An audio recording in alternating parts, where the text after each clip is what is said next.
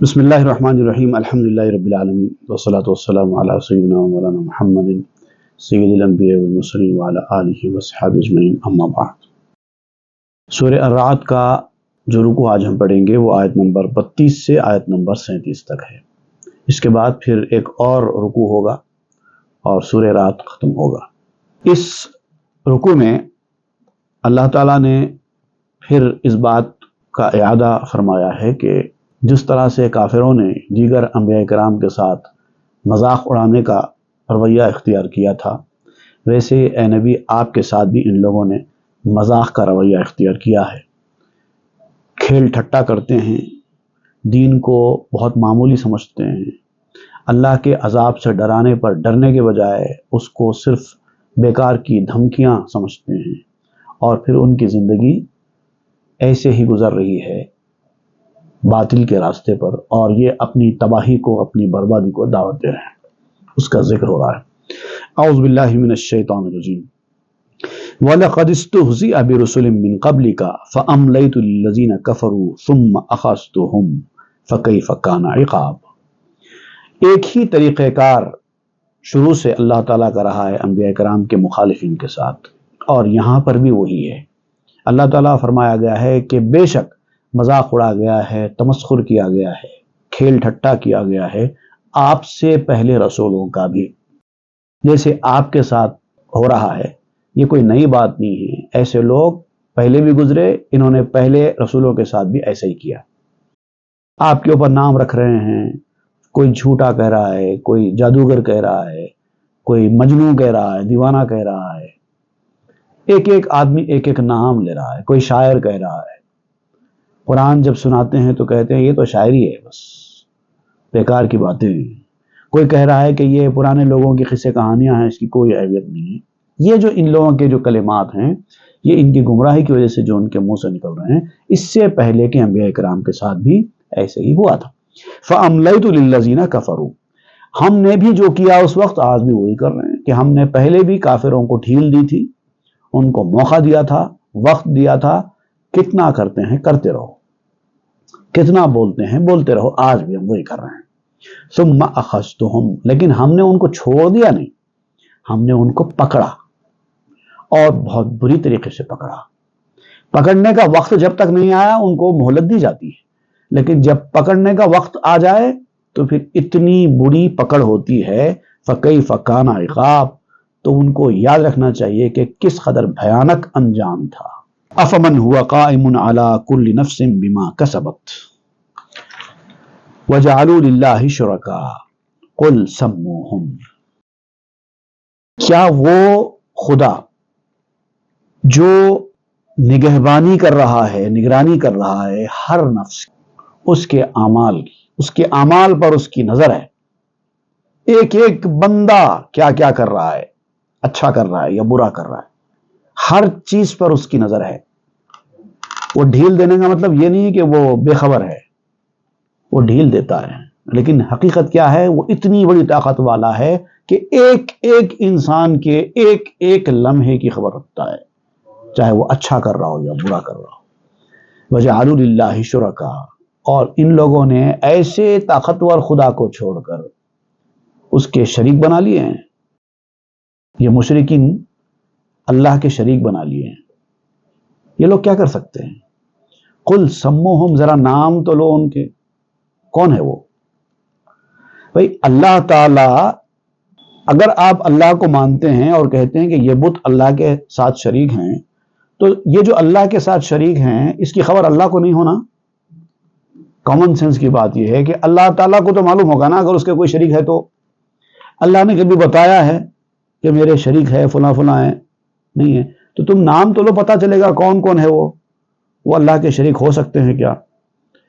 ام تنبئونہ بما لا يعلم فی الارض ام بظاہر من القول، اللہ تعالیٰ کو بتا رہے ہو تم کہ اللہ یہ تیرا شریک ہے، یہ تیرا شریک ہے، کیسا ہو سکتا ہے؟ فلاں کام میں فلاں بت اللہ کا شریک ہے، ایسا کہہ دیتے۔ یہ بت اللہ کے ساتھ مل کر یہ کام کرتا ہے، یہ بت اللہ کے ساتھ مل کر یہ کام کرتا ہے، یہ دیوتا اللہ کے ساتھ مل کر یہ کام کرتا ہے۔ تو تم اللہ کو بتا رہے ہو کہ میرے ساتھ کون کیا کام کرتا ہے؟ ام بظاہر من القول، یا پھر ایسی اٹکل کی بیکار قسم کی باتیں کرتے ہو؟ دونوں میں سے کیا ہے؟ اگر اٹکل کی بیکار قسم کی باتیں ہیں تو پھر اس کی تو کوئی ویلیو ہے نہیں، اور اگر واقعی شریک ہے تو اللہ کو تو معلوم ہونا چاہیے نا، تو کیا اللہ نے بتایا ہے؟ تم کو کس نے خبر دی ہے؟ بل زین للذین کفروا مکرہم وصدوا عن السبیل، لیکن حقیقت بات کیا ہے؟ ان کے منہ سے ایسی باتیں اس لیے نکل رہی ہیں کہ کافروں کے لیے ان کا جو مکر و فریب ہے، ان کا جو دھوکہ دہی ہے، ان کے جو اعمال ہے، ان کی جو سرکشیاں ہیں، اس کی وجہ سے یہ ساری چیزیں، ایسی باتیں ان کے سامنے آراستہ کر دی گئی ہیں اور ان کو سیدھے راستے سے یہ چیزیں روک رہی ہیں۔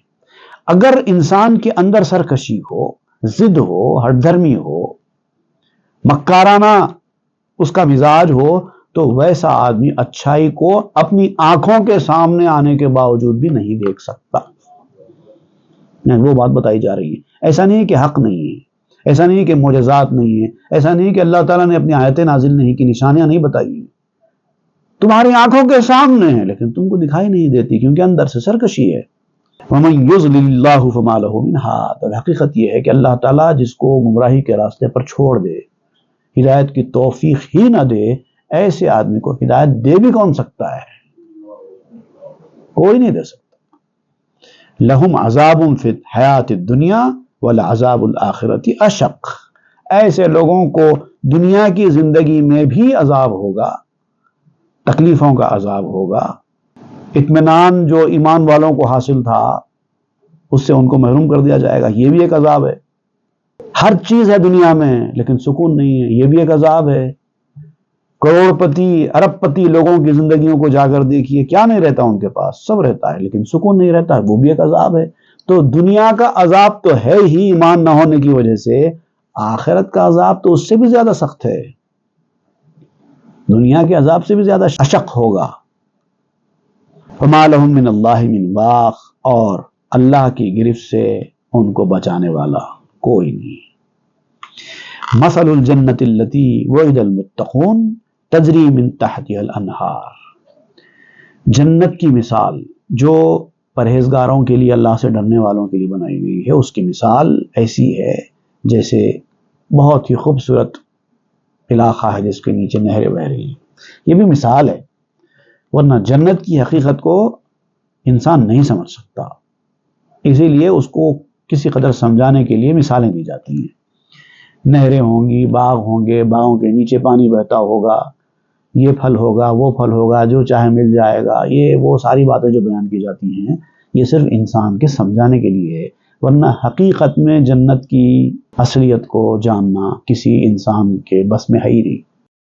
اس لیے جہاں بھی بیان کیا گیا ہے صرف مثالیں بیان کی گئی ہیں۔ مثل الجنہ، جنت کی مثال، اکلھا دائم وظلھا، اور دو چیزیں ایسی ہیں جنت میں جو ہمیشہ ہمیشہ رہے گی، انسان کی حاصل کی جانے والی نعمتوں میں سے۔ ایک تو یہ کہ جو وہ کھائے گا وہ خراب ہونے والی چیز نہیں ہوگی، ہمیشہ ہمیشہ رہنے والی ہوگی۔ جھاڑوں کے پھل خراب ہونے والے نہیں ہوں گے، جیسے ہم جھاڑ سے پھل توڑتے ہیں کچھ وقت کے بعد خراب ہو جاتے ہیں، جنت کا کوئی بھی پھل خراب ہونے والا تو ہوگا ہی نہیں۔ وظلھا، اور ان جھاڑوں کے جو سائے ہیں وہ بھی ڈھلنے والے نہیں ہوں گے۔ یہاں ہمارے پاس جھاڑ کے سائے چھوٹے ہوتے ہیں، بڑے ہوتے ہیں، اور کبھی سایہ پڑتا ہے کبھی نہیں پڑتا ہے۔ سورج کے اوپر ہے کہ سورج جیسے نکلے گا ویسے سایہ پڑے گا، وہاں پر ایسا کچھ نہیں ہے، سائے ہی سائے ہوں گے، ڈھلنے کا کوئی سوال نہیں ہے۔ تِلْکَ عُقْبَى الَّذِينَ اتَّقَوْا، یہ ان لوگوں کا انجام ہے جو اللہ سے ڈرتے ہیں، یہ انہی کو ملنے والا ہے۔ وَعُقْبَى النَّارِ وَعُقْبَى الْكَافِرِينَ النَّارِ، اور کافروں کا جو انجام ہے وہ تو آگ ہے دہکتی ہوئی۔ وَالَّذِينَ آتَيْنَاهُمُ الْكِتَابَ يَفْرَحُونَ بِمَا أُنزِلَ إِلَيْكَ وَمِنَ الْأَحْزَابِ مَن يُنكِرُ بَعْضَهُ، اور جنہیں ہم نے کتاب عنایت کی ہے وہ ان کتاب میں، ان کتابوں کے اندر آنے والی باتوں کو سن کر خوش ہوتے ہیں۔ مطلب وہی لوگ ہیں کہ جو خوش ہوتے ہیں ان کو سنائی جانے والی خوشخبریوں کو سن سن کر ان کے اندر خوشی اور اطمینان پیدا ہوتا ہے، کیونکہ وہ ایمان والے ہیں۔ ایمان والے ہونے کی حیثیت سے جب کہا جاتا ہے کہ اے ایمان والو تقوی اختیار کرو، تقوی اختیار کریں گے تو تم کو یہ ملے گا، تو وہ ایمان والے تو پہلے سے ہی ہیں، تقوی اختیار کرتے ہیں، اس کے بعد خوش ہوتے ہیں کہ ہمارے لیے یہ خوشخبری سنائی گئی ہے۔ وَمِنَ الْأَحْزَابِ مَن يُنْكِرُ بَعْضَهَا، اور کچھ ایسے لوگ بھی ہیں جو بظاہر ایمان والے ہیں لیکن قرآن میں سے اپنے مطلب کی چیز لے لیتے ہیں، جو ان کے مطلب پہ نہیں پڑتی اس کو قبول نہیں کرتے۔ ہر جگہ ایسے لوگ مل جاتے ہیں، قرآن میں سے بھی ان کے مزاج کے حساب سے ان کے فائدے کی کوئی چیز ملتی ہے تو اس کو لے لیتے ہیں، جہاں ان کے حساب کی کوئی آیت نہ ملے یا ان کے خلاف پڑ جائے وہ نظر انداز کر دیتے ہیں، نہیں مانتے، یا تو اس کی تعویل کر دیں گے یا تو سرے سے اس کے اوپر ایمان ہی نہیں لائیں گے۔ قل انما امرت ان اعبد اللہ ولا اشرک بہ، اب اے نبی آپ ان لوگوں سے کہہ دیجئے کہ مجھے تمہاری مخالفتوں کی، اس طرح کی باتوں کی کوئی پرواہ نہیں، بولتے جاؤ، کیا کیا کہنا ہے کہتے جاؤ، مجھے تو جو حکم دیا گیا ہے اپنے مالک کے پاس سے وہ یہی ہے کہ میں اس کی عبادت کیا کروں اور اسی کے ساتھ کسی کو شریک نہ ٹھہراؤں، اور یہی میں کرتا رہوں گا۔ الیہ ادعو، میں اسی کی طرف تم کو بھی دعوت دیتا ہوں، وَإِلَيْهِ مآب، اور لوٹنا بھی ہم سب کو اسی کی طرف ہے۔ اتنا سوچ لو، اگر تم نے میری دعوت کو قبول نہیں کیا تو اس سے میرا کوئی نقصان نہیں ہے، تم کو خود جواب دینا ہوگا۔ وَكَذَلِكَ أَنزَلْنَاهُ حُكْمًا عَرَبِيًّا، اس طریقے سے ہم نے یہ فیصلہ قرآن کی شکل میں عربی زبان میں اتارا، چونکہ عرب کے قوم میں رسول آئے تھے، لہٰذا کتاب بھی عربی میں آنا ضروری تھا۔ اگر عربی میں کتاب نہ آئی ہوتی تو رسول اپنی قوم کو کیسے سمجھاتے کہ اللہ نے کیا حکم نازل کیا ہے؟ تو اسی لیے قرآن کو، چونکہ رسول عربی ہیں، اس لیے کتاب بھی عربی نازل کی گئی۔ وَلَئِنِ اتَّبَعْتَ أَهْوَاءَهُمْ بَعْدَ مَا جَاءَكَ مِنَ الْعِلْمِ مَا لَكَ مِنَ اللَّهِ مِنْ وَلِيٍّ وَلَا وَاقٍ، اگر تم نے اپنی خواہشوں کی پیروی کی، اپنی مرضی سے، مجھے جو چاہیے وہی قرآن کا حکم آنا، میری مرضی کے حساب سے حکم آئے تو میں اس کو مانوں گا، جہاں میری مرضی کے خلاف آیا میں نہیں مانوں گا، تو اس کو کہتے ہیں اپنی خواہشات کی پیروی کرنا۔ اس کے بعد کے صحیح علم قرآن کے ذریعے تمہارے پاس آ چکا، اس کے بعد بھی اگر تم نے اپنی خواہشوں کی پیروی کی، اپنے مرضی کا کرتے رہے، تو یاد رکھو اللہ کے مقابلے میں نہ کوئی تمہارا مددگار ہوگا، نہ کوئی مدد کرنے والا ہوگا، نہ تمہارا محافظ حفاظت کرنے والا ہوگا، تمہیں کوئی نہیں بچا پائے گا۔